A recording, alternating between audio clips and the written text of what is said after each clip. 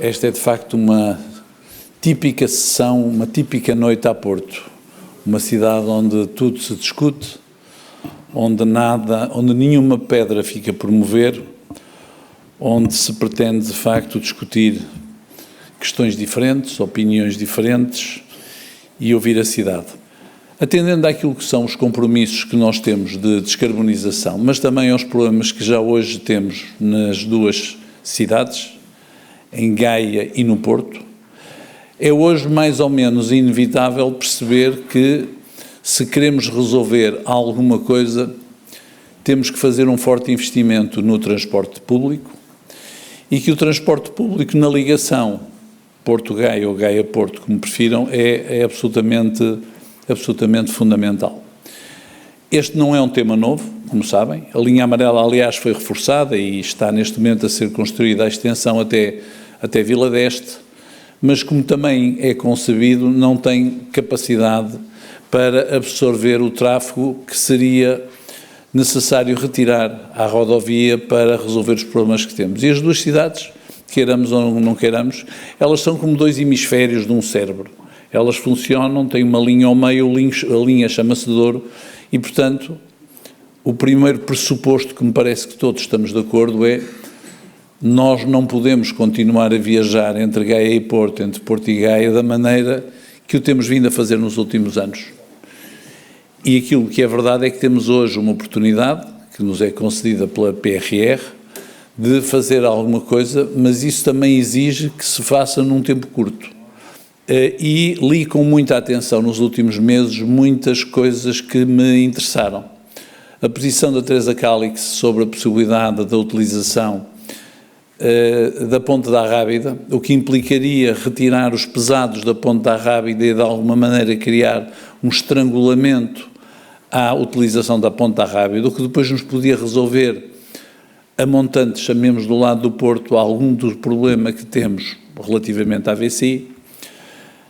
Chegamos a pensar, e eu acreditei e cheguei a falar também com o Governo, na possibilidade de utilizar a atual linha do Norte, isto no pressuposto de que vai haver uma nova travessia sobre o Douro para a alta velocidade, haveria provavelmente a possibilidade de ficarmos com folga naquilo que é a atual linha do Norte, que naturalmente vai perder trânsito, e depois a possibilidade então de, olhando para a alternativa mais tradicional, já defendida desde o início do século, nomeadamente com o projeto de Cisa Vieira, de voltarmos a olhar para a construção de uma ponte que teria que ficar a algures entre a ponte Luís I e a ponte da Rábida. Estes serão, digamos, os parâmetros de uma nova ponte. Haverá quem defenda que a ZEP devia ter sido feita da forma que foi feita. Há quem pense, como eu, que as pontes nas cidades, que a criação de zonas de proteção relativamente a pontes pré-existentes causa depois constrangimentos que se pagam mais tarde. Ou seja, ao estarmos a proteger um determinado território e um determinado canal, estamos necessariamente a desproteger outros, a não ser que a procura desapareça, e a procura, como já cheguei à conclusão e vos disse, não vai desaparecer. Mas houve um princípio norteador, em que eu participei, que me parece fazer sentido. Aquilo que se considerou foi: vamos tentar dar prioridade, numa análise custo-benefício, àquelas linhas que de alguma maneira resolvam mais rapidamente os problemas existentes e que sejam justificadas pelo aumento de tráfego. Foi assim que se avançou para a linha rosa, que está em construção na cidade do Porto, com os constrangimentos que sabem, porque de facto se verificou que havia uma enorme procura. E a segunda grande área de procura, mas há muitas outras que querem ser construídas, Gondomar quer, a Trofa quer, todos eles têm direito. Nós no Porto também queremos várias, mas quando se olhou àquela linha que era a que teria a maior procura, é a duplicação da linha entre Vila Nova de Gaia e o Porto, tendo sido admitidas várias hipóteses, mas tendo chegado à conclusão que não bastaria, como tinha sido pensado lá atrás, no tempo em que o CISA fez o desenho da ponte que vocês conhecem, na altura o que é que se tinha pensado? Que que bastaria resolver uma ligação do Campo Alegre às Devesas. Chegou-se à conclusão que neste momento era importante fechar o canal a partir de Santo Ovídio e que a Casa da Música é o ponto de chegada mais interessante sobre todos os pontos de vista, até porque com a linha rosa, com a construção da linha rosa, o problema tradicional no tramo fundamental do metro deixou de se colocar. Também parecia óbvio, e deixo aqui também esta questão, que a nova linha, ao contrário do que se podia imaginar há 10 anos atrás, não fazia sentido ser feita para transporte rodoviário. Aumentar a capacidade de travessia em transporte rodoviário, em transporte individual, não fazia sentido. Portanto, o último postulado que eu aqui deixo é: parece fazer sentido, a ser necessária uma ponte, não havendo outras alternativas, a não ser que regressássemos então à história da Ponta Rábida e regressássemos então a uma situação no Freixo, é que a nova linha pudesse ter 3 valências. Ter a possibilidade do metro, naturalmente como fundamental, mas permitisse também ciclovias e aquilo que é hoje tão importante nas cidades, o transporte pedonal.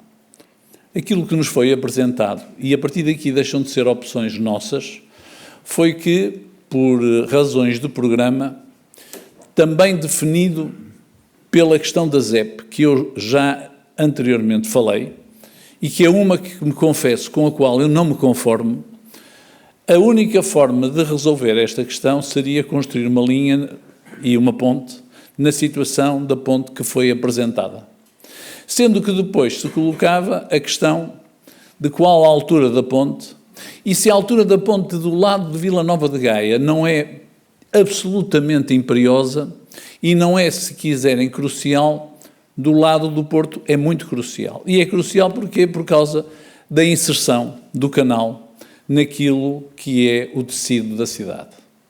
E, de facto, quando nós olhamos hoje àquilo que é a inserção no tecido da cidade, essa é uma matéria que a Câmara do Porto tem vindo a acompanhar e tem vindo a manifestar à Metro do Porto, nomeadamente o vereador Pedro Baganha, várias preocupações por razões que eu me dispenso de considerar, porque, de facto, a escolha desta altura da ponte e desta entrada da ponte na malha urbana do Porto causa necessariamente impactos fortes. Causa impactos a nível de um património edificado da cidade do Porto, causa fortes impactos na universidade, no campus da universidade, na faculdade e causa também em propriedades privadas, algumas das quais têm para nós um particular valor pelas pessoas que lá viveram. Sei que, ultimamente, têm aparecido mais peritos em pontes do que treinadores de bancada, mas ainda assim fico-me pela visão do eleito que tenta pensar o seu território, que não representa lobbies, que tenta dar voz às vozes que democraticamente representa e que conhece as questões legais e jurídicas da contratação pública, aliás, questão central neste processo. Faço a minha manifestação de interesses por honestidade intelectual. O meu interesse é ter a segunda linha de Gaia. Seja quem for o arquiteto ou o engenheiro, salvaguardando, naturalmente, o que tiver que ser salvaguardado, mas não ignorando que uma ponte tem sempre, inevitavelmente, algum impacto. Esta ponte não é verdadeiramente apenas uma ponte. Ela é o elemento central da estratégia de mobilidade a norte e a sul do Douro, criando uma segunda linha de metro, na ligação Porto-Gaia, que alivia a pressão de trânsito em ambas as cidades e que as pessoas sofrem.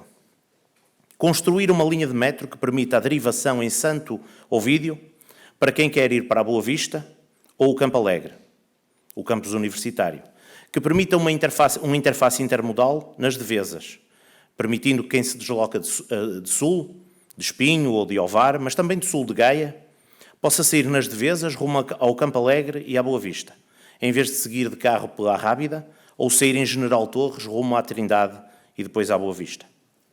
É uma oportunidade única, não salvífica, mas única.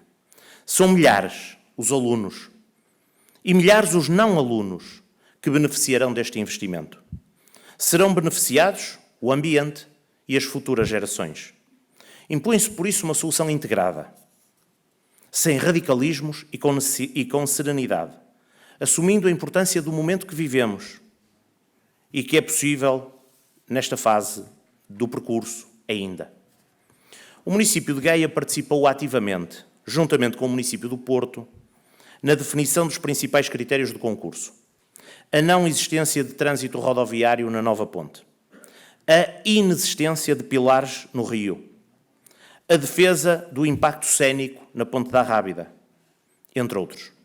E para assegurar isso, a exigência de um júri credível, onde a Metro do Porto não tivesse maioria e onde estivessem representados os principais players técnicos, a Ordem dos Engenheiros, a Ordem dos Arquitetos, as câmaras municipais, a DRCN, entre outros. Pessoas como o professor Rui Calçada, o engenheiro Silva Martins, o arquiteto Souto Moura, entre outros, eram garantia de uma decisão sábia, mas ao mesmo tempo objetiva.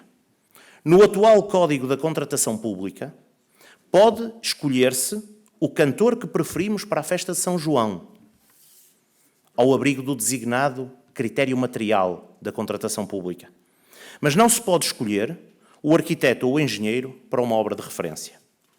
Também por isso, justifica-se um caderno de encargos rígido, para fugir a arbitrariedades e defender quem decide. Mas o ponto ainda é outro. Teríamos uma Ponte Eiffel com o atual Código da Contratação Pública? Teríamos a Ponte Luís I a roçar a Muralha Fernandina, se houvesse todo este frenesim?